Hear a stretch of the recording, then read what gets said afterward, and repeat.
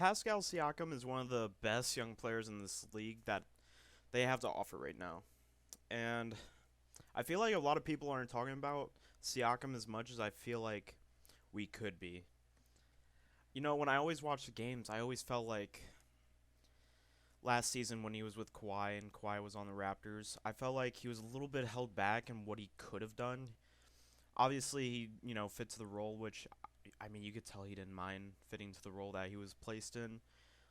He just did what most power forwards, like Pascal Siakam, is the power forward any team would want.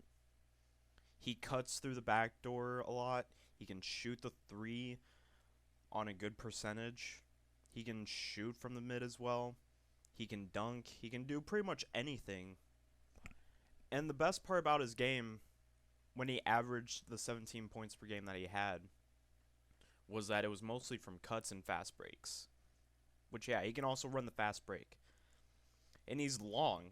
He's exactly the power forward you want. Like, when I look at Giannis or Siakam, those are the power forwards I want on my team. Those are dominant power forwards if you're looking to have one on your team. I feel like Siakam is overrated in the fact that he can become one of the best players in the league. I think he has the potential to be one of the best ones in the league. And definitely a top 3 power forward in the league. He just has all the size, and I feel like he has so much potential to pull that off. I mean, so he came in the league, he averaged 4 points per game. He then went to 7 next season. Then he pushed it all the way up to 17. Which, I mean, it was 16.9, but 17. I'm predicting that the Raptors will put him in place of Kawhi. He won't do as good as Kawhi, obviously. He's not Kawhi. Kawhi is amazing. No one is Kawhi. But Siakam, I feel like he's going to take Kawhi's spot and be the leading scorer. And he's also a really good defender as well, obviously. I'm predicting he's probably going to average 22 points per game, about 7.5 rebounds per game, maybe 8. I think he's going to go up to at least 4 assists per game because he's good at playmaking as well. He's decent enough. He's not great, but he's decent enough. And I think he's going to be able to finally average 1 steal and 1 block per game. Because think about it, last season, on those stats, he was only playing 31 minutes per game, about 32. It was like 31.9, about 32. I feel like Raptors are probably going to start playing him. I mean, he's 25. They're probably going to start playing him now like 35 minutes per game, I would expect. Especially now that Kawhi's gone and they're looking for another run at the playoffs, especially since they still have the core team that they had except Kawhi.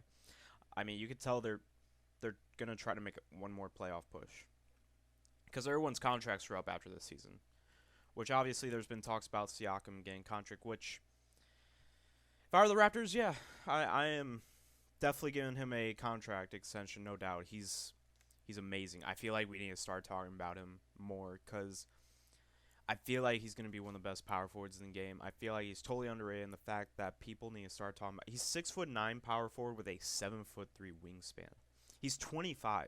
He's going to be 26 next year. But I mean, I think he's just going to improve even more.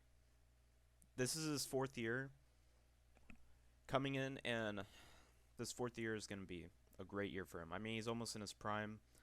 I mean, some players, that 4th year is their breakout year. Giannis, his 4th year was that breakout year.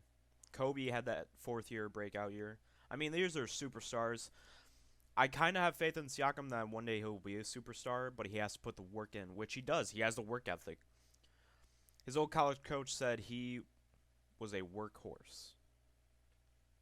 There's no doubt on Siakam's work ethic.